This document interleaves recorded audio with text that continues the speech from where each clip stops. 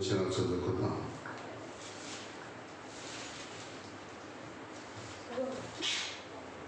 నిర్గమకాండం 25వ అధ్యాయం 8 నుంచి కొన్ని వచనాలు. నేను వారిలో నివసించినట్లు వారు నాకు పరిశుద్ధ స్థలమును నిర్మింపవలెను. 25వ అధ్యాయం 8వ వచనం నుంచి చదువు. నేను వారిలో నివసించినట్లు వారు నాకు పరిశుద్ధ స్థలమును నిర్మింపవలెను. పరిశుద్ధ స్థలమును నిర్మింపవలెను. నేను నీకు కనపరిచిన విధంగా మందిరము యొక్క ఆ రూపములను దాని ఉపకరణములన్నిటిని రూపములో నిర్మించవలెను. వారు తుమ్మకర్రలతో ఒక మందసమును చేయవలెను. దాని పొడుగు 2 మూరన్నర, దాని వెడల్పు 3 కర, దాని ఎత్తు 3.5, దాని మీద బంగారములో రేకు పొందింపవలెను. లోపలను వెలుపలను దానికి పొందింపవలెను. దాని మీద బంగారు జమమును చుట్టుకట్టువలెను. దాని మీద మేలిమి బంగారము పొదగవలెను. లోపల వెలపట దానికి పొదిగింపవలెనని దాని మీద బంగారము జనులు చుట్టూ కట్టవలను. దానికి 4 బంగారపు ఉంగరములు కోత పోసి ఒక పక్కన 2 ఉంగరములు ఉన్నట్లు దాని 4 కాలు వాటిని వేయవలను. తుమ్మకర్రతోనే చేసి స్తోత్రం. ప్రార్థన చేసుకున్నాం. పరిశుద్ధుడానికి వందనాలు. ప్రేమ నమ్మకమైన మా తండ్రి, దయగల యేసు నీకు వందనాలు. ఇప్పటి వరకునైనా మీ సన్నిధి మాకు ఇచ్చి నీ పరిశుద్ధ ఆత్మ చేత నడిపిస్తున్నందుకు వందనాలు. దేవాంగనైనా కొద్ది నిమిషాలు నీ సన్నిధి మాకు తోడుగా ఇచ్చి నీ నామానికి మహిమలను ఆరోపించుకోండి, సహాయం ఇచ్చేయండి. మట్టివాని బలహీనమైన నన్ను నాయన మీ శిరసాలను మరుగుపరుచుకోమని యేసు నామములో అడుగుచున్నాము తండ్రి. ఆమేన్. హల్లెలూయా. పిల్లరా, ఇక్కడ మనం చదివినట్లయితే ఇక్కడ ఏమంటున్నారు? నేను వారిలో నివసించినట్లు వారు నాకు పరిశుద్ధ స్థలమును నిర్మింపవలెను. ఒకటి, దేవుడు మనలో నివసింపాలి అంటే, దేవుడు మనలో ఉండాలంటే దేవుడు మనలో ఉండాలి అంటే ఏం కావాలి? ఈ స్థలం చాలా పరిశుద్ధంగా ఉండాలి. ఏ స్థలం? దేవుడు ఎక్కడ ఉంటాడు చెప్పాలి. మందిరాల్లో ఉంటాడా దేవుడు? ఎక్కడ మందిరాల్లో ఉంటాడా అని చెప్పాలి. సొలొమోను ఉంటాడు, నువ్వు ఆకాశాలు మహాకాశాలు పట్టజాల దేవుడు, నీకు ఎటువంటి మందిరాలు కట్టగలం అన్నాడు. అంటే ఆయన మందిరాల్లో ఉండడం. ఎక్కడుంటాడు అంటే పిల్లరా, ఆ గొప్ప దేవుడు అంట మనలో నివసించడానికి ఇష్టపడుతున్నాడు. స్తోత్రం. మనలో నివసించడానికి ఇష్టపడతా ఉన్నాడు. అందుకని ఇక్కడ అన్నాడు, నేను వారిలో నివసించినట్లు అని అంటాడు. మనతో ఉన్నట్టు కంటే దేవుడు అంటే తాను తగ్గించుకొని మన కొరకు వచ్చాడు. దానిగాను ఇక్కడ ఏం చెప్తున్నాడు యాజకుడికి? ఇక్కడ చూడండి, నాకు పరిశుద్ధ స్థలమును నిర్మింపవలను. నేను నీకు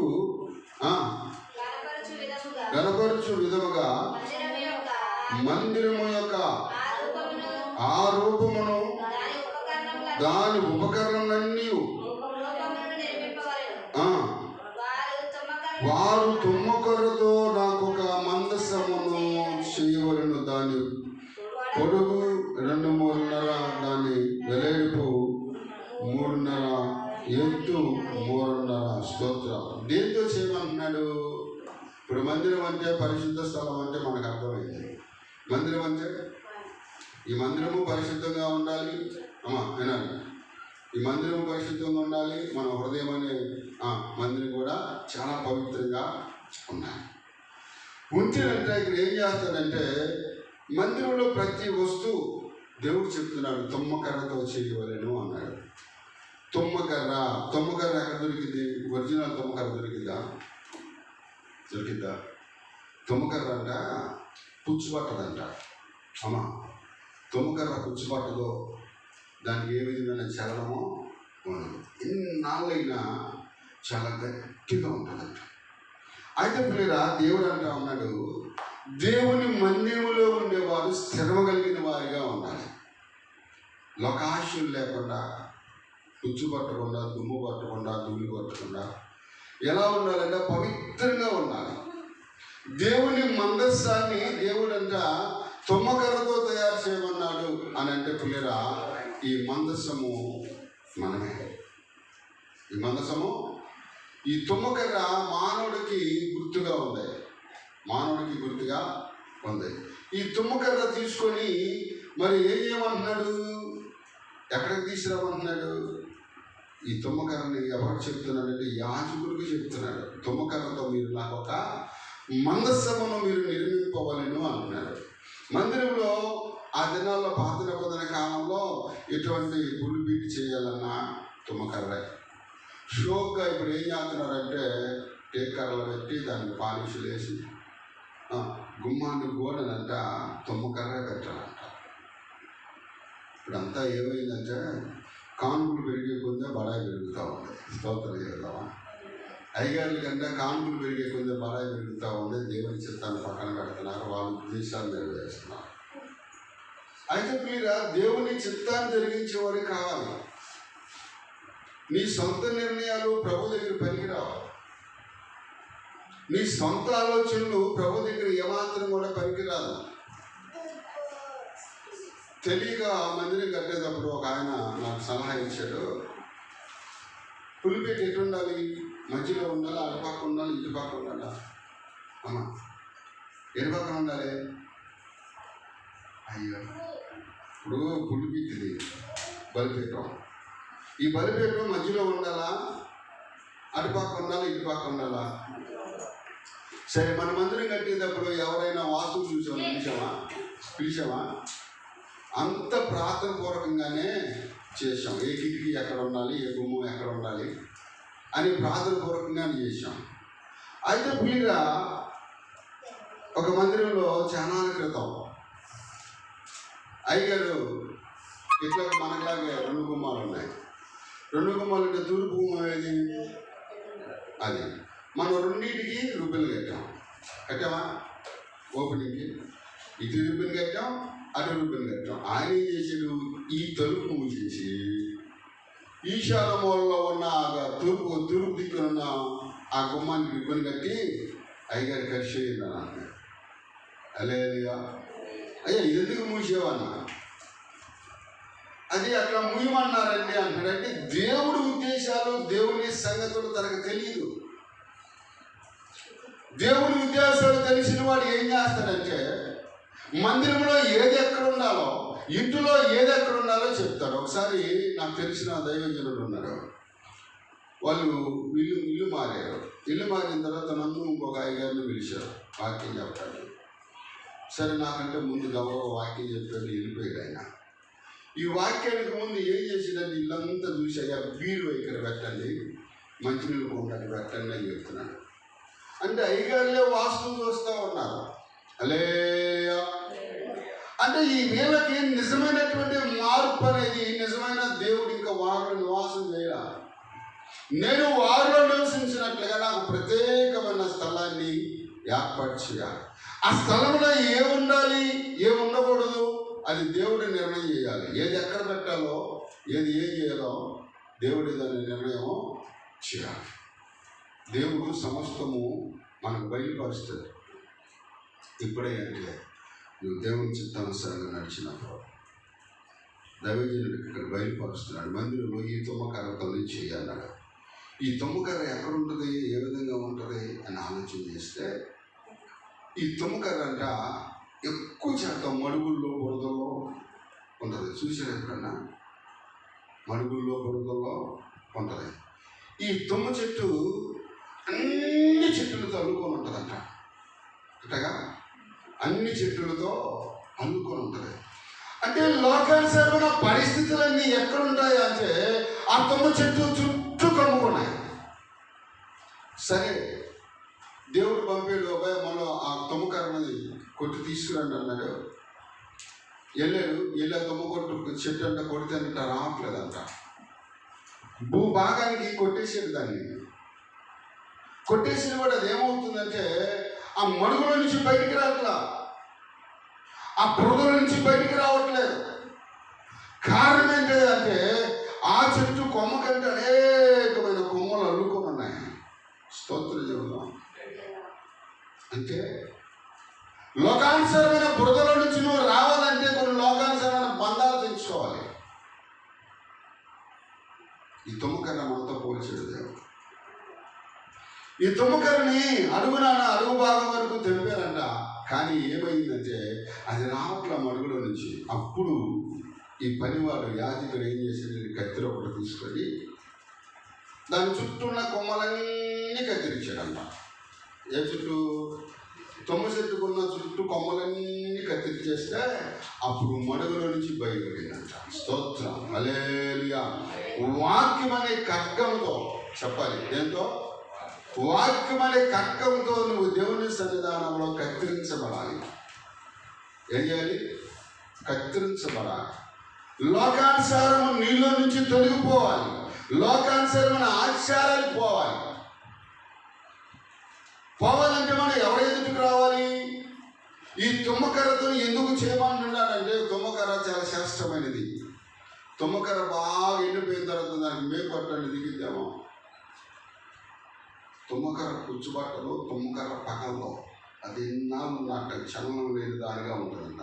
దేవుని సన్నిధిలో ఎదుగుతున్న నీరు చలనం, లోకానుసరమైన చలనం మనలో ఉండకూడదు. దేవుని ఉనికి కలిగి ఉండాలి. దేవుని ఉనికి కలిగి ఉన్నప్పుడు ఏ స్థాయిలో దేవుడు మనల్ని తీసుకెళ్తారు పిల్లరా. దేవుని ఉద్దేశాలు, దేవుని ఉనికి మనలో ఉంటే ఆయన మనలో నివసిస్తాడు. లోకానుసరమైన పరిస్థితి నుంచి నువ్వు వేరు చేయబడాలి. ఈ మడుగులో బురదలో ఉన్నటువంటి తుమ్మ చెట్టునంట ఏం చేశాడంటే బయటికి తీసుకుని రావాలి అనుకున్నప్పుడు ఆ మడుగులో నుంచి, స్తోత్రం చెప్దామా, పాపమనే భూమిలో పడిపోయిన నన్ను పైకి లేవనెత్తావు యేసయ్యా, కొండ మీద నిలిపావు నీవయ్యా. పాపమనే భూమిలో పడిపోయిన నన్ను పైకి లేవనెత్తావు యేసయ్యా, బండ మీద నిలిపావు నీవయ్యా. ఎంత ప్రేమమూర్తివి యేసయ్యా, ఎంత కరుణమైనవో నీవయ్యా. ఎంత ప్రేమమూర్తివి యేసయ్యా, ఎంత కరుణమైనవో నీవయ్యా. హల్లెలూయా. ఆఖరికి తుమ్మకర్రనంట తీసుకొచ్చి ఎక్కడ పెట్టారు? అమ్మా తుమ్మకర్ర తుమ్మ చెట్టు కొట్టారు. కొట్టిన తర్వాత పూర్వకాలంలో మన ఊరి సంగతి చెబుదాం. ఇప్పుడు మంచాలు వేసేవాళ్ళు అయినా, వడ్ల వారైనా, మిషన్ కటింగ్ మిషన్ లేనప్పుడు ఏం చేసేవాళ్ళు? అమ్మా రంపొంద దాన్ని కోసేవాళ్ళు. అది ఎవరో దాని యజమానుడు తీసుకొచ్చి వడ్రంగా మేస్త్రికి ఇస్తే దాన్ని కోసి ఏం చేస్తారంట? ఆ యజమానుడికి కావలసిన రీతిలో చేసేస్తారంట దాన్ని. స్తోత్రం. చూద్దాం, చూడండి. మత్తయి సువార్త 13:55 ఒకసారి చదువుదాం, త్వరగా చదువుదాం. మత్తయి సువార్త 13:55.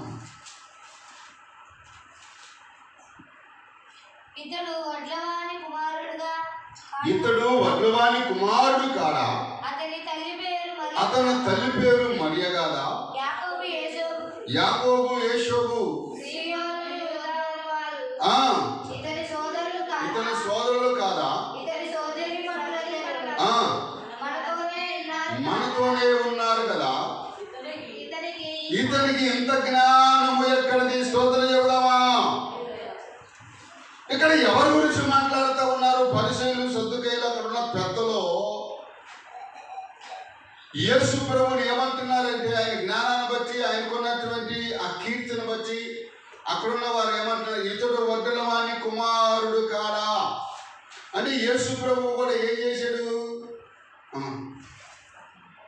యేసు ప్రభు కూడా వడ్రంగి పని చేశాడు. అంటే ఆ పనికిరాని మొత్తుని తీసుకొచ్చాక ఎక్కడ వేశారంటే ఈ వడ్రంగి వాని ముందు పడేశారు.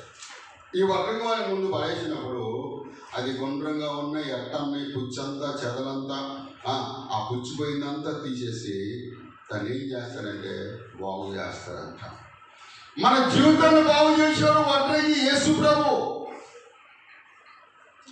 ఏ స్థితిలో ఉన్నా, ఏ పరిస్థితుల్లో ఉన్నా మన జీవితాన్ని పాదాల దగ్గర పడేస్తే ఈ వడ్రంగి వాడు ఏం చేస్తాడంటే దాన్ని సమంగా చెక్కి మరి యజమానికి కావలసిన పాత్రగా చేసుకుంటాడంట.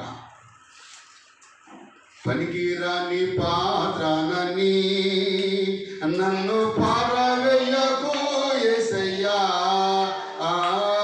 పనికిరాని పాత్రనని నన్ను పారవేయకు యేసయ్యా. ఏనండా అమ్మాయి ముందు పనికిరాదని పడేసాడా? అదేగా ఆయనకి ఇష్టమైన పాత్రగా చేసినాడు. వీరా మొద్దుని తీసుకొచ్చి ఎక్కడ పడేసారయ్యా అంటే యేసు ప్రభు ఎదుట వడ్రంగి వాడి ఎదుట పడేశారు. ఆ వడ్రంగి వాడు ఏం చేశారంటే ఆ మొద్దుని చక్కగా చెక్కి ఎక్కడ లోపం ఉందో, ఎక్కడ వంకర ఉందో, ఏ విధమైన పరిస్థితుల్లో ఉందో అన్ని తిన్నగా చేస్తాడంట. తిన్నగా చేసి యజమానుడి గృహానికి కావలసిన పాత్రలా చేసుకుంటాడంట. స్తోత్రం, హల్లెలూయా. ఎలా చేస్తాడంట? అప్పుడు వడ్రంగి వాని చేతిలో పడిన ఆ పాత్ర అట్టా ఉంటుంది. చెప్పాలి, నిన్ను కూడా ఉన్నానయ్యా, నన్ను వాడుకో యేసయ్యా, నిన్ను కూడా ఉన్నానయ్యా. నేనన్నా నేను కూడా నాకు రాజులే బాబు చెప్పిన మోనకు ఏం రాదు, స్తోత్రం చెబుదామా? అదే నాకేమి రాదు బాబా, నాకు ప్రార్థన చేయడం రాదు, పాడటం రాదు, నాకు ఏం తెలియదు బాబా అని కూర్చుంటే అక్కడ కూర్చొని అక్కడే ఉంటారంట. ఒక ముందు కూడా అయితే మీరా ఈ వడ్రంగి వారి జీవితాన్ని, ఆ వడ్రంగి వారి కన్నా ఈ ముద్దుని మనం ఎప్పుడైతే తీసుకెళ్ళిస్తామో ఆ వడ్రంగి వారు చక్కగా దాని రూపురేఖలు తిప్పి ఒక రూపంలోకి తెస్తారంట. అందుకంటున్నాడు నా సన్నిధిలో ఆ మందసమును తుమ్మకర్రతో చేయండి అన్నాడు. తుమ్మకర్రతో చేసి ఎట్లా అంట? బంగారముతో పొదగమన్నాడు. బంగారము రాజు గారికి గుర్తు, బంగారముకు ప్రత్యేకమైనటువంటి గుర్తు. బంగారంతో ఎందుకు పొదగమన్నాడు? చెడిపోయిన మన బ్రతుకులు, పడిపోయిన మన బ్రతుకులు, కుళ్ళిపోయిన మన జీవితాలని, అవమానం పాలైపోయిన మన బ్రతుకులు దేవుడు ఏం చేస్తానంటాడంట? బాగు చేసి ఆ బంగారు వీధిలో నడుపుతాడంట. హల్లెలూయా. అయితే ఇప్పుడు మన లోకంలో మనకి ఏం కావాలి? ఏం కావాలి? నాకు ప్రభు నాకు ఏది నాకు వద్దు ప్రభు అన్నట్టు ఉంటావు, అదే దేవుడు నీకు ఇస్తాడు. స్తోత్రం కదా. మనకేం కావాలంటే పొద్దున్న లేస్తే ధనం ఎక్కడ ఉందని పరిగెడతాం కదా. మన కుటుంబాలకి, మన పోషణకి కావలసినటువంటి ధనమే. కానీ భక్తుడు అంటాడు, గణతాలొద్దు, మెప్పులొద్దు, ధనము నాకు వద్దే వద్దు. కొంతమందికి ఏం కావాలి?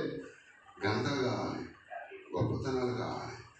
ఒకసారి నేను బయట నుంచి అయ్యగారిని పిలుస్తూ ఉంటే ఎప్పుడన్నా వాక్యం చెప్తాకి, వాళ్ళు ఈ వారం పిలిచినా నెక్స్ట్ వారం అంటారు, అయ్యగారు ఏమన్నారు మీ ఊళ్ళు అంటే ఏనా అంటే దాని అర్థం ఏంటి? నేను వాక్యం ఎట్లా చెప్పానంట, మీ వాళ్ళు మంచిగా చెప్పాను అన్నారా, బాగా చెప్పాను అన్నారా, అయ్యా పర్లేదయ్యా బాగా చెప్పేవాళ్ళ అన్నారు అనుకో, మొలక చెట్టు ఎక్కుతాడు. అది ఎరిగింది దాని సంగతి తెలియదు. స్తోత్రం కావాలి. అది ఎరిగితే ఎక్కడ పడతాడు? అంతే. పొగడతలొద్దు మనకే, దేవుడికి మహిమ రావాలి. నువ్వేం చేసినా, ఏం మాట్లాడినా, ఏం పాడినా, ఏం చేసినా దేవుడికి మహిమాంతంగా బ్రతకాలి. ఒకప్పుడు మన జీవితాలు పాడైపోయాయి, ఒకప్పుడు మన జీవితాలు పనికిరానివి, ఒకప్పుడు లోకం మనం నిందించింది. బలహీనతల యందునా, అవమానముల యందునా,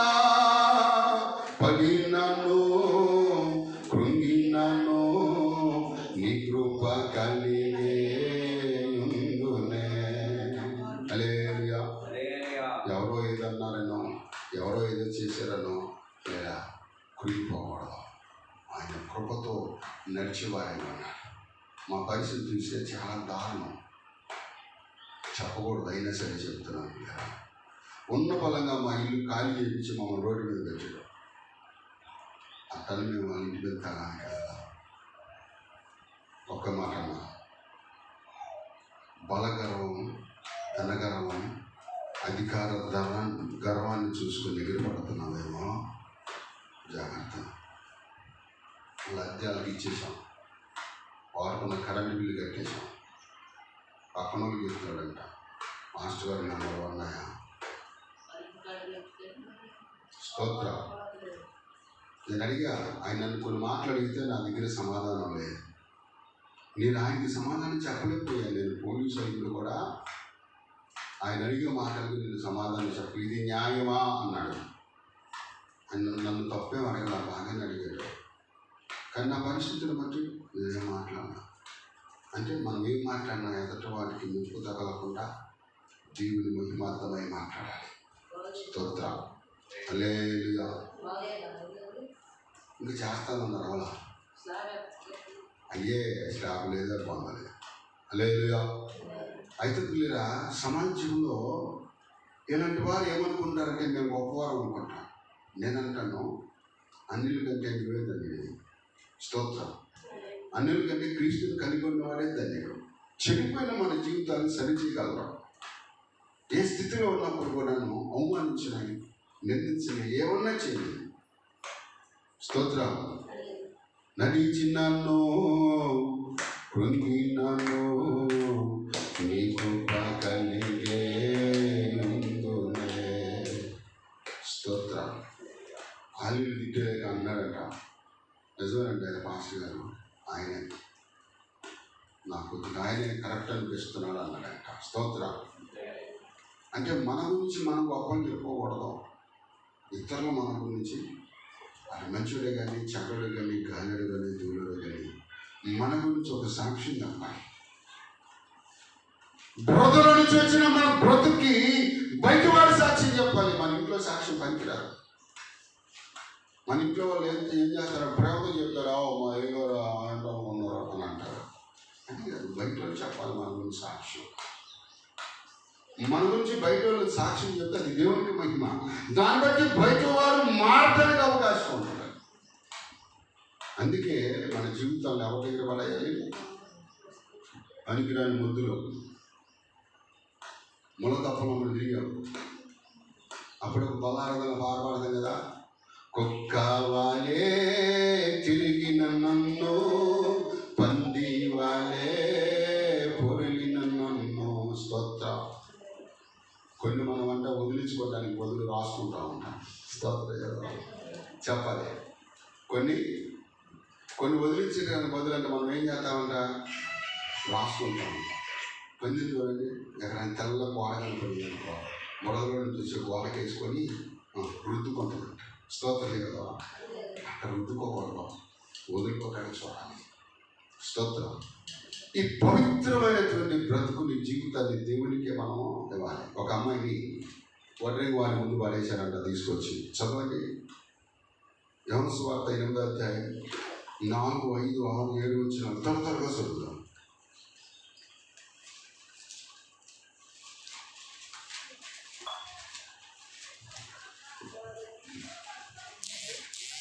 యోహాను సువార్త 8వ అధ్యాయం 4, 5, 6, 7 వరకు త్వరగా చదవాలి.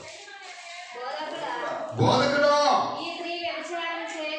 ఈ స్త్రీ వ్యభిచారము చేయుచుండగా పట్టుబడిను, అటు వారిని రాళ్ళు రువి చంపవలనని ధర్మశాస్త్రములో మోషే మనకు ఆజ్ఞాపించను కదా. ఆయనను నువ్వేమి చెప్పుచున్నావని ఆయన అడిగిరి. ఆయన మీద నేరము మోపవలనని ఆయనను శోధించుచు ఇలాగూ అడిగిరి. స్తోత్రం యోగమా. చూడండి, వ్యభిచార మందు పట్టబడిందంట ఒక అమ్మాయి. ఈ వ్యభిచార మందు పట్టబడిన అమ్మాయిని యేసు ప్రభు ఇలాగే ఒక గ్రామంలో బోధ చేస్తుంటే పరిసయ్యులు సద్దుకాయలు అక్కడ ఉన్న పెద్దలందరూ ఆ అమ్మాయిని రాళ్ళతో కొట్టుకుంటూ తరుముకుంటూ తీసుకొచ్చి యేసు ప్రభు ముందు పడేశారంట. ఎవరు ముందు పడేశారు?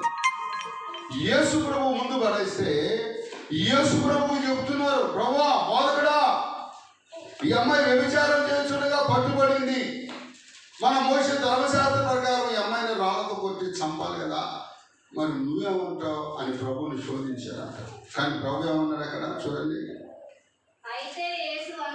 అయితే యేసు వంగి నేల మీద ఏలుతో ఏమో రాయుచుండెను. వారు ఆయనను పట్టు వదలక అడుగుచుండగా ఆయన తల ఎత్తి చూచి, మీలో పాపము లేనివాడు మొట్టమొదటిగా అమ్మాయి మీద రాయేయండి. స్తోత్ర. యేసు ప్రభు అంట వేరుతో ఏదో రాస్తున్నాడంట. వాళ్ళు అనుకుంటున్నారు, బాబు మా పాపాలను అక్కడ రాస్తున్నాడు. రాస్తా ఏమన్నాడంటే, మీలో పాపం లేని వాడు మొదటిగా ఆయన మీద రాయి వేయండి అన్నాడంట. మనలో మనం ఉంచుకుంటాం, ఎదటి వారి మీద మాత్రం బుర్ర జరుగుతాం. మన లోపాలు మనకు ఉంటాయి, మన లోపల ఉండే కనపడి చాలా ఉంటాయి. కానీ ఎదటి వాడిని ఏం చేస్తామంటే చెప్పాలి, ఏళ్ళు పెట్టి ఒక్కేళ్ళు ఎదటి వాడిని చూపిస్తున్నాయి, మూడేళ్ళు ఎవరు చూపిస్తున్నాయి? ఇయ్యేళ్ళు అంటదంట పరలోకంకి వెళ్ళిపోతుంది, పైకి వెళ్ళిపోతుంది. ప్రభు మరి ఈ సంగతి ఏంటి అంటదంట. స్తోత్రం కదా. ఈ సత్యాన్ని గుర్తుపెట్టుకో. ఎదటి వాడిని ఒక ఏళ్ళతో చూపిస్తే మూడేళ్ళు మనం చూపిస్తాను, ఈ ఏళ్ళు మొదలుపెట్టిద్దాన్ని. ఈ సంగతి ఏంటి ప్రభు అంటారు. కాబట్టి ఇక్కడ అందుకే ప్రభు అన్నాడు, మీలో పాపం లేని వాడు, మీలో పరిశుద్ధమైన వాడు ఎవరైనా ఉన్నాడేమో వాడు మొట్టమొదటిగా ఆమె మీద రాయేయండి. స్తోత్రం. అప్పుడేమైందంటే చూడండి, మరలాగి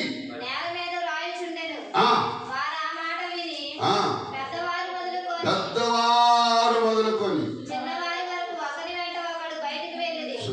అమ్మాయి లోకానుసారం మన అమ్మాయి విచారం మంది పట్టబడిందని పిల్లల కూడా లోపోయింది కదా. అమ్మాయి చిన్న పిల్లలు కూడా అమ్మాయి మీద రాయికి వచ్చారు. పాపాలంట 8 సంవత్సరాలు దాటిన తర్వాత పాపాలు తయారయ్యేటంట. 8 సంవత్సరాలు స్త్రీకి కానీ పురుషుడికి కానీ 8 సంవత్సరాలు దాటిన తర్వాత పాపం దృష్టి తయారైందట. స్తోత్రం. ఆ చిన్నపిల్లలకి ఏం తెలుసు అనుకుంటాం, లోపల ఉండేవాళ్ళని అడుగుతున్నారు. చిన్నపిల్లలే. ఒకసారి గుడివాడ మీటింగ్కి వెళ్తున్నా. గుడివాడ ఆ పక్కన స్టేడియం ఉంటుంది, ఎన్టీఆర్ స్టేడియం. ఎన్టీఆర్ స్టేడియంలో తెలిసిన పాస్టర్ గారు మీటింగ్ పెడితే, చెప్పురా కొంచెం నాకు లేట్ అయింది, నాకు ముందు కాసేపు చెప్పు కానీ నేను బయటకు వెళ్ళాలి అన్నాడు. సరే వెళ్ళేటప్పుడు దారిలో రోడ్డు మీద పిల్లలండి, 7 సంవత్సరాలు 8 సంవత్సరాలు పిల్లలే. ఒక సిగరెట్ వెలిగించుకొని రౌండ్ వాళ్ళే ఒకదమ్మ అని ఆడుతున్నాను. రాయి అని అన్నా, బండి వచ్చి రాయి, ఆ సిగరెట్ అక్కడ పడేసి పొరలో. సరే, వాళ్ళ తల్లిదండ్రులు అనుకోవచ్చు, మా పిల్లలు మంచి వాళ్ళు అనుకోవచ్చు. కానీ వాళ్ళు చేసే మనక చెప్పాలి, వాళ్ళు చేసే శాస్త్రాలు మనక. నేను కూడా అంతే, చిన్నప్పుడు మా అమ్మ మా నాన్నకి మంచి వాళ్ళు ఉంది. స్తోత్రం. హల్లెలూయా. ఎంతమంది ఎన్ని చెప్పినా నా మీద మా అమ్మ మా నాయన నమ్మేవాళ్ళు కాదు. అందుకో మా పిల్లవాడు కావాలని చెప్తున్నాను, మా పిల్లవాడు బంగారం అట్ట ఇట్ట ఎన్ని కాదు. స్తోత్రం చేయడం నా యథాశాలు నాలుగే తెలుసు. కాబట్టి నేను చేసే గాలి చేస్తాను నాలుగే తెలుసు. క్లియరా? ఎవరైనా తిట్టారనుకో సాయంత్రం వాడికి ఉందా, నేను పగలేవనే వాళ్ళం కాదు. స్తోత్రం చేద్దామా. ఒక కొట్టైన వాగులు ఉన్నాయి. నాకు పెళ్ళి అప్పుడే పెళ్ళైన భర్త అయినా కూడా పెళ్ళైన భర్తలు కూడా శాస్త్రాలు పోలా. చెల్లుడిగా మా ఇద్దరు కాంటాక్ట్ చెల్లుడు తెలియదు బా అన్నాడు. ఎక్కడి నుంచి వచ్చి మా ప్రాంతంలో కొట్టి పెట్టి వెళ్ళిపో అంటావని పని చెప్తే నాగడానికి పని మన పేగులు తీసుకెళ్ళి తలుపు చుట్టి బొమ్మ ముందు 4 పసుపు పొంగలు చల్లి ఎన్ని పడేసాం. 6 పైకి ఎక్కటానికి నాయన ఏడ్చి అసలు ఏం లేదేగా. పైకి మెట్టెక్కి కూర్చున్నాడు, అక్కడికి వెళ్ళి చూస్తున్నాడు, మళ్ళీ దిగుతున్నాడు. ఆమె ఆమె నువ్వు ఎవరిని ఏదో నా సంగతి ఆమె తెలుసు, నా పేరు చెప్పకుండా నువ్వు ఎవరిని ఏదైనా ఉంటావు, అందుకే అలా పెళ్లి చేశారు. ఏం లేదులే అని చెప్పి నీళ్ళు పోసి కడిగేసి మొత్తం 8 నిమిషాలు అడిగితే అప్పుడు వానికి వెళ్ళాడు. మానికమా నీకు ఎక్కడ తెలుసు, ఎవరు చేశారు నాకు తెలుసు, ఈ అప్ప నేను అంటున్నాను. అలే కానీ మా నాన్న చెప్తే మా నాన్న మా పిల్లలు చేయడానికి చూసారా. ఇంట్లో మంచి వాళ్ళమే కానీ బయట. అందుకే నేను అంటాను, ఈ చిన్న పిల్లలతో పాటు అక్కడ అంటున్నాడు మీలో పాపం లేనివాడు, అంటే వాళ్ళు చిన్నపిల్లలు కొన్ని కలిపి దేవుడు మీలో పాపం లేని వాడు ఎవరైనా ఉంటే మొదటిగా మీద రాయేయాలి. ఎవరికి దమ్ము ధైర్యం చాలా, ఎవరికి దమ్ము ధైర్యం చాలా వెళ్ళిపోయారు. వెళ్ళిపోయిన తర్వాత అక్కడ ప్రభువే ఉన్నాడు. చదువు యేసు ఒక్కడే మిగిలిను, ఆ స్త్రీ మధ్యన నిలబడి యేసు తల ఎత్తి చూచి అమ్మా వారు ఎక్కడా ఉన్నారు, ఎవరు నీకు శిక్ష విధింపలేదా అని అడిగినప్పుడు ఆమె లేదు ప్రభువా అని. అందుకు యేసు నేను నీకు శిక్ష విధింపను, నీవు వెళ్ళి ఇక ఏ పాపము చేయమాక అని ఆమెతో చెప్పాను. స్తోత్రం. చూడండి, యేసు ప్రభు ఉద్దేశం ఏంటంటే ఒక మనిషిని నేను శిక్షించడానికి రాలేదు కానీ రక్షించడానికి వచ్చాను. పాపం అనే భూమిలో ఉన్నావు, వ్యభిచారం అనే భూమిలో ఉన్నావు, అది నీకు అలవాటు అయిపోయింది. ఎట్లాగా తలంకి వచ్చావు నా దగ్గరికి. స్తోత్రం. ఈ తమ్ము వద్దంట ఏమైంది, తరుణ్కి వచ్చి ఎవరి మీద ఎవరి దగ్గర పడింది చెప్పాలి. ఈ తమ్ము వద్దు తరుణ్కి వచ్చి ఎవరి దగ్గర పడింది అంటే యేసయ్య పాదాలు ఎదుట పడింది. పడిన వెంటనే అక్కడ ఏమన్నాడంటే, మా వినాల్సిన మాటలు విన్నావు, రావాల్సిన స్థలానికి వచ్చావు, మంచిదే, నేను బాగు చేయాలనుకుంటున్నాను, నీ జీవితాన్ని మార్చాలనుకుంటున్నాను. ఇక పాపము మారే ఉద్దేశం ఉందనుకో, ఆ దెబ్బతో ఆ అమ్మాయి ఏమవ్వాలి, మారాలి. కానీ అంట ఎప్పుడైతే యేసు ప్రభుకి ఇట్లా చూసిందో ఆ చూపులో అర్థమేంటి. కొంతమంది మగపిల్లలు చెప్తారే, ఎందుకురా మందులో దాంట్లో ఏముందిరా, దాని జోలికి ఎలా మాట్లాడంటే నీకు తెలియదురా పాడుతున్నారా అని చూస్తాడు. అంటే ఆ చూపుకి అర్థమేంటి, ఈ అమ్మాయి యేసు ప్రభు కంటే అమ్మాయి ఇంకా పాపం చేయొద్దని ఎప్పుడైతే అన్నాడో ఎట్లా చూసిందంటే యేసు ప్రభుకి వెళ్ళి కింద కూర్చొని ఎవరు ఆ అమ్మాయిని అమ్మాయిని ప్రేమగా పలకరిలా, చెడిపోయిన జీవితం, సమాజంలో విలువలేని బ్రతుకులు, అన్న కానీ తమ్ముడు కానీ అక్క కానీ చెల్లి కానీ నాని వారి అమ్మాయిని ఎన్నడూ చిన్న పిల్లలతో సహా అమ్మాయికి మర్యాద ఇచ్చిన వాళ్ళు, చిన్నపిల్లల అమ్మాయికి మర్యాద ఇస్తే చిన్నపిల్లలు కూడా రాళ్ళు తీసుకుని ఎందుకు వస్తారు అంటే సమాజంలో అటువంటి విలువ లేని బ్రతుకుతుంది ఆ స్త్రీ. తరం పడి యేసు ప్రభు దగ్గరికి వచ్చినప్పుడు, అమ్మ రావాల్సిన దగ్గరకు వచ్చావు, నిన్ను కూడా నేనేమన్నావు, లోకము చెడిపోయిన లోకం కాబట్టి నేను నిందించింది, నేను అవమానించింది, ఏ స్థితిలో ఉన్నా కూడా ఆ స్థితిని బట్టి నేను అవమానించింది, కానీ ఏ స్థితిలో ఉన్నా నా దగ్గరికి వస్తే నేను బాగు చేస్తాను. ఒక మనిషిని నేను రక్షించడానికి వచ్చాను కానీ శిక్షించడానికి రాలా. కాబట్టి ఎక్కడికి వచ్చావు అక్కడ స్థిరంగా ఉందో, ఎక్కడున్నావు అక్కడ బలపడు, నా దగ్గరికి వచ్చావు కాబట్టి నీ జీవితాన్ని బాగు చేస్తాను కాబట్టి మా ఇక మీద పాపమో మిగతా ఎన్ని బాగానే ఉన్నాయి కానీ ఆ మాట మాత్రం బాగలేదు ప్రభు అన్నట్టు చూసిందంట. ఏ మాట, ఇక పాపం చేయమాగనే మాట ఈ అమ్మాయికి ఇవ్వలేదంట. అందుకని యేసుప్రభు పెళ్లి నుంచి చూసేళ్ళకే యేసుప్రభు అనుకున్నారంట, ఓహో ఈ అమ్మాయి ఆ సూపర్ అర్థమైతే బలవలాగున్నావు ప్రభా, బలవలాగున్నావే, ఎండవేళలు అలసిపోయి అటు తిరిగి నీళ్ళు తాగుతున్నావే, నోరు ఎండిపోయినప్పుడల్లా మంచినీళ్ళు తాగుతున్నావే, పొద్దున్నే టిఫిన్ చేస్తామే, మధ్యాహ్నం అన్నం తింటామే, మళ్ళీ సాయంత్రం 4 గంటలకు మళ్ళీ గంట కొడితే ఏదో టిఫిన్ చేస్తామే, స్తోత్రం చేస్తాం. ఎక్కడ గంట కొట్టింది? 4కి 5కి మళ్ళీ గంట కొట్టిందని కడుపు. మళ్ళీ ఏదో కొంచెం లైట్గా అట్టగా చేస్తే కొంచెం అట్టగా ఉంటుంది. మళ్ళీ సాయంత్రం అన్నం తింటాం కదా. ఇన్ని ఉంటే పాపం చేద్దంటాడు. ఈయన దెబ్బకేసింది, మంచినీళ్ళు తాగాం, ఆకలి వేసింది, కడుపుకి అన్నం తిన్నాం, లోపల కోరుకు పుట్టింది, దాన్ని తీర్చుకోదా? ఇక పాపం చేయొద్దంటాడేంటి ఎవరైనా? స్తోత్రం.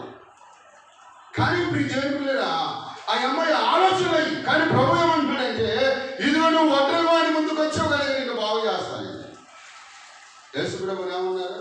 ఇతను వడ్డల వాడి కుమారుడు కాదా? చెప్పాలి. ఇతను వడ్డల వాడి కుమారుడు కాదా? ఇతను అక్క చెల్లెలు మనతో లేరా? ఇతని కింద జ్ఞానం ఎక్కడది? లేరా? ఎవరు ఏమైనా సరే పనికిరాని మన బ్రతుకులు ఆయన ముందు పడేస్తే ఆయన ఏం చేస్తాడంటే బాగు చేస్తాడంట. స్తోత్రం. ఆయన చెప్తున్నాడు, అమ్మా ఇక పాపము చేయదు, జరిగిన కీడు చాలు, చేసినటువంటి అనుభవాలు చాలు, ఇక ఎన్ని మర్చిపో, ఇక పాపం చేయమాక.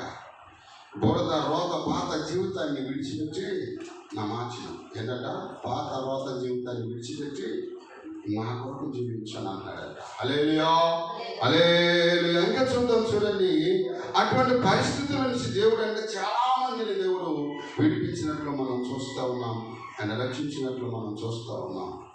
అబ్రహాము విషయంలో కూడా మనం చూస్తే ఒక అన్యుల కుటుంబంలో నుంచి, బురద నుంచి దేవుడు తీసుకొచ్చి ఆ వ్యక్తిని మలిచేయడం ఈ రోజున క్రైస్తవ సమాజానికి మూలపురుషుడిగా దేవుడు చేశాడు. ఎవరిని? అబ్రహాముని గ్రహారదుల కుటుంబం నుంచి పిలిచాడు. ఆ ఊరి పేరే చంద్రపట్నం. ఊరి పేరేంటి? చంద్రపట్నం అంటే చంద్రపట్నం అంటే ఏంటి? ఎప్పుడైనా సూర్య నమస్కారం చేసేవాళ్ళు చూసారా? ఆ ఊళ్ళో అందరూ సూర్యుని నమస్కారం చేసేవాళ్ళనంట. అందుకని ఆ ఊరికి ఏం పేరు వచ్చిందంటే చంద్రపట్నం. స్తోత్రం. ఆ పట్టణం నుంచి దేవుడు అంట, అసలు దాని పేరు ఊరు. అబ్రహాం ఊరు పేరేంటి? ఊరు. ఇక అందరూ అక్కడ ఇప్పుడు పేరు మారింది దానికి చంద్రపట్నం అని. ఒకప్పుడు ఊరనే ఊరిలో నుండి అబ్రహాం దేవుడు పిలిచాడు. పిలిచి ఏం చేశాడంటే ఆయనకి ఇష్టమైన పాత్రగా మార్చుకున్నాడు. పనికిరాని మనల్ని ఆయన ముందుకు వస్తే ఎట్టి జీవితాన్ని ఎన్నో బాగా చేస్తాయి. యాకోబు జీవితాన్ని మనం ఆలోచన చేస్తే, యాకోబు అంటే ఆయన పాదాలను పల్లెలయ్యా నన్ను ఆశీర్వదిస్తేనే కానీ నీ పాదాలను విడిచిపెట్టను అన్నాడు. యాకోబు అనగా మోసగాడు, నా పాప జీవితాన్ని విడిచిపెడతానయ్యా, నా పేరు ఫలానా అన్నప్పుడు ఇక మీద నీ పేరు అది కాదు, ఇశ్రాయేలుగా మారవలసింది. స్తోత్రం. హల్లెలూయా. ఇంకా మనం చదివితే పులిరా, మరి జక్రియని చదివినట్లయితే, జక్రియ అంటే ఏమయ్యాడు? తన పాప జీవితం నుంచి విడుదల పొంది యేసు ప్రభు ముందుకు వచ్చాడు, తన బ్రతుకును బాగా చేసుకున్నాడు. స్తోత్రం. హల్లెలూయా. ఇంకా చూడండి ఇప్పుడు దేవునిరా, ఇంకా మనం చదివినట్లయితే యోహాను సువార్త 5వ అధ్యాయం 5, 6, 7 వచ్చిన త్వరగా చదువుతాం. యోహాను సువార్త 5వ అధ్యాయం 5, 6, 7 వచ్చిన. అక్కడ 38 ఏళ్ల నుండి వ్యాధి గల మనుష్యుడు ఉండెను. యేసు వారు పరుండట చూచి వాడు బహుకాలము నుండి ఆ స్థితిలో ఉన్నాడని ఎరిగి స్వస్థపరచుకోరుచున్నావా అని ఆ రోగి, అయ్యా నీళ్లు కదిలింపబడినప్పుడు నన్ను కోనేటిలో దింపుటకు నాకు ఎవడను లేడని కనుక ఆయనను వచ్చినంతలో మరి ఒకడు నాకంటే ముందుగా దిగునని ఆయన ఉత్తరం ఇచ్చాను. అంటే సాగులు చెప్పేవాళ్ళు ఎక్కువ అన్నారు. ఆయన ఏం చెప్తారు? అమ్మా సాగులు చెప్పేవాళ్ళంట. అయ్యా నేను వెళ్దాం అనుకునే లేక ఇంకొక నాకంటే ముందు ఒకటి దిగుతున్నాడు. అయ్యా సాగులు. అయ్యా ఈ క్రిస్మస్ అని రేపు సంవత్సరం చెప్తాను. ఒక చెల్లి అంటది, అన్న రేపు 6 నుంచి వచ్చేస్తానన్నా, రేపు 6 నుంచి వచ్చేస్తానన్నా. అమ్మ ఎలా రాలేదమ్మా అంటే అక్కడనమ్మ మనవాడు సంగతి కట్టలేదమ్మా. కాదు సాయంత్రం వెళ్ళిపోయారు, తింగరాలు ఉన్నారు. అక్కడ చెల్లి అంటది, మా మనవడన్నా అసలు సంగతి కట్టలేదన్నా. ఆదివారం పగలు ఆ సోమవారం నుంచి ఆదివారం శనివారం వరకు పని చేసుకుంటున్నావే, ఆదివారం దేవునికి సంబంధం లేవా? ప్రతి వారం నేను కలపడినప్పుడన్నా రేపు వారం ఖచ్చితంగా చేస్తానన్నా అన్నది. కానీ అడిగినప్పుడల్లా ఏదో ఒక సాగు, అమ్మాయి పనికి వెళ్ళిందనో, అమ్మాయి గుసాటుకి వెళ్ళిందనో, పిల్లలు ఎత్తుకొని కూర్చున్నా నేను, ఏదో ఒక సాగులు చెప్తానే జీవితం గడిచిపోతా ఉంది. ఇతను నాకంటే ముందు ఇంకొకడు బాగుపడుతున్నాను. మరి ఎప్పుడు బాగుపడతావు? నీకంటే అనుకోడు బాగుపడుతున్నాడే. ముందున్న నువ్వు బాగుపడే ఉద్దేశం నీకు? అరే బాగుపడే ఉద్దేశం ఉంటే 35 సంవత్సరాలు అక్కడ ఎందుకుంటే నీకు బాగుపడే ఉద్దేశం ఉన్నవాడు అన్ని సంవత్సరాలు 2 రోజులు ఉంటారా? ఇప్పుడు హాస్పిటల్కి వెళ్తాం, దీనిలో ఒకటి మంచం ఒకటే, పరుపు ఒకటే, మంచాలు అన్నీ తీసుకెళ్తామా? ఏం చేస్తాం? అమ్మ చెప్పండి. హాస్పిటల్కి వెళ్తాం, నీరసం మందు చూడవా, వెళ్ళి మందులు రాపించుకొని వస్తాను, అయ్యాను ప్రార్థన చేసుకుని వెళ్తాం. ఎందుకంటే మంచిది దిని సంఘం పెట్టుకుని వెళ్తావా? ప్రభు తీసుకుని వెళ్తావా? తీసుకుని వెళ్ళాలి కదా. ఇవన్నీ తీసుకుని వెళ్ళి రావాలి. అన్నీ తీసుకుని వెళ్ళి అన్నీ జరుగుతుంది. అన్నీ జరుగుతున్నప్పుడు దేవుడు లవసాం ఉంటుంది కదా, నేను ఎంత మంచిది కదా అంటాడంట. భయపడి ఆ రోజులు ఎవరు రాగల. ఒకడు బాగా కనిపెట్టింది, దమ్ముంటే లేరా పైకి అన్నాడంట. ఆ 2 కాళ్ళు లేవు. అలాగే 2 కాళ్ళు లేవు కనుక వాళ్ళు ఏమన్నా నేను వెళ్తే నీ పరిస్థితి అక్కడ ఉన్నాను. అయ్యా చాలా సీనియర్ అయ్యా ఇక్కడ ఈయన ఏమనంటే మనకి ఏమన్నా ముప్పొస్తుందేమని అడిగిన తెచ్చిస్తున్నానంట. వాడికి ఏం కావాలి అయ్యండి. ఒక్క ఎవరు నొక్కనయ్యా ఫోన్ అయితే కదులుతూ ఉంది, నీళ్ళలో పడేరా. సరే ఎవడు లేడు. ఆ పరుపు దిగి ఏం చేయాలి? రోజు కొంచెం లేకుంటే వెళ్ళి పడరాదు అంటే బాగుపడే ఉద్దేశం లేనప్పుడు మనకి బాగుపడాలని కలవడం పడ. నువ్వు బాగుపడాలని కోరుకుంటున్నావు అంటే తన మనసు దేవుడు గుర్తెరిగాడు. ఆ 2 సంవత్సరాలు పడినాడు. అప్పటికి యేసుప్రభు వయసు ఎంత? 38 సంవత్సరాలు. యేసుప్రభు వయసు ఎంత? అప్పటికి 32 అనుకున్నాం. యేసుప్రభు భూమి మీద 33.5 సంవత్సరాలు మాత్రమే భూమి మీద ఉన్నారు. ఆయన 33.5 సంవత్సరంన్నర 32 సంవత్సరాలు సహజమైన జీవితాన్ని గడిపాడు.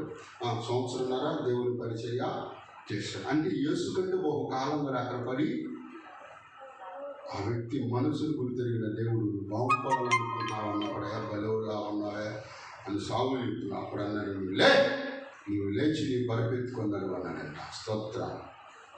ఎప్పుడైతే చెడిపోయిన చదవచ్చిన తుప్పు పట్టిన తన జీవితాన్ని యేసుప్రభు బాగు చేశాడు.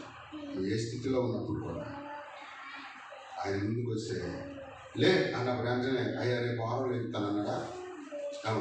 అయ్యా జనవరికి ఇంకా కొన్ని రోజులు ఉందయా, వచ్చి 1 నెలగా, ఈ 1 నెల ఆగయా, రేపు 37వ తారీఖు నుంచి ఎక్కుతాగా అన్నాడా? ఏమన్నాడు? వెంటనే స్తోత్రంగా వాడు స్వస్థత నుండి తన పరుపెత్తుకొని పరిగెత్తున్నాం. స్తోత్రం. పాపం అనే పరుపు పిల్లలు ఆ పరుపుని ఎత్తుకొని పరిగెత్తాడంట. దేవుని పిల్లలు ఆఖరిగా ఒక మాట చదవండి.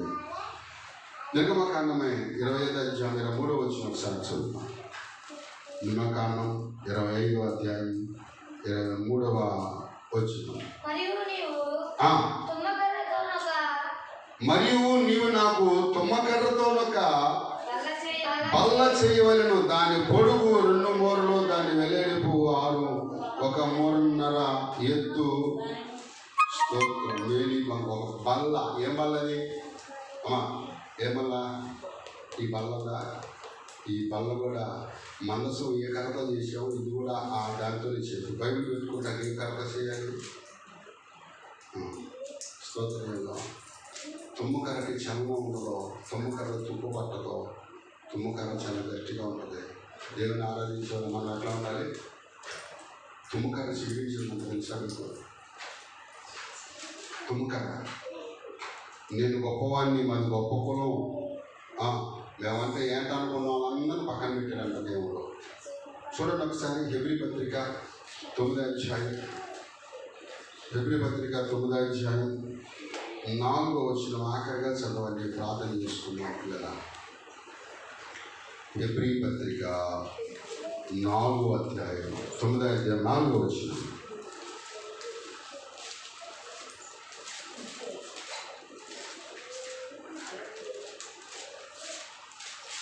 మొదటి సువర్ణ దుపత్తియు అంతటను బంగారు రేపులతో తాపబడిన నిబంధన మందసమును ఉండెను. ఆ మందసములో మన్నాగల బంగారు పాత్రయు చిగురించిన అహరోను చేతికర్రయు స్తోత్రం. ఎవరి కర్ర ఉందంట? అక్కడ 12 గోత్రికులు ఉన్నారంట ఇశ్రాయేలీయులు. ఎంతమంది? 12 గోత్రికులు అనుకుంటున్నారంట మేము గొప్ప అంటే అప్పుడు ప్రభు అన్నారంటే ఆయన మీరు గొప్ప ఎవరు గొప్ప తేల్చాల్సింది నేను. స్తోత్రం. కాబట్టి 12 కర్రలు తీసుకెళ్ళి మందసంలో పెట్టండి అన్నారంట. ఈ 12 కర్రలు తీసుకెళ్ళి ఎక్కడ పెట్టమన్నాడు? మందసంలో పెట్టమన్నాడు. ఈ మందసంలో పెట్టినప్పుడు తర్వాత చూస్తే అహరోను చేతికర్ర చిగురించిందంట. సమరంలో ఏమైంది? అహరోను చేతికర్ర అంటే దేవుని సన్నిధానంలో రాత బ్రతుకు నుంచి వచ్చిన ఈ అహరోను దేవుని సన్నిధిలో తగ్గించుకున్నాడు. కనుకనే తన చేతికర్ర చిగురించింది. స్తోత్రం. తన జీవితాన్ని బాగు చేసుకున్నాడు. దేవుడు ఆ కర్రను మాత్రం ఎందుకు చిగురింపజేశాడంటే ఆ లోకంలో దేవుని కొరకు కనిపెట్టుకొని దేవుని కొరకు తన సంతానాన్ని కాపాడుకున్నాడు. స్తోత్రం. తన కర్ర మాత్రమే చిగురించింది. ఇంకా చూస్తే ఈ చిగురించిన అహరోను చేతికర్ర దేవుని పునరుద్ధానం గుర్తు చెప్పాలి. దేవుని గతకాలం ఆ యొక్క జీవితం మనకు లేదేమో. ఇప్పుడైనా మన బ్రతుకుని మన జీవితాన్ని నిర్ధారించుకొని దేవుని కొరకు చిగురించే వారిగా చక్కనైన తుమ్మకరగా ఆయన చేతిలో పాత్రగా మారదాం. మాట దేవుడు దీవించుకున్నాక లేలుయా. ప్రార్థన చేసుకున్నాం. స్తోత్రం. హల్లెలూయా.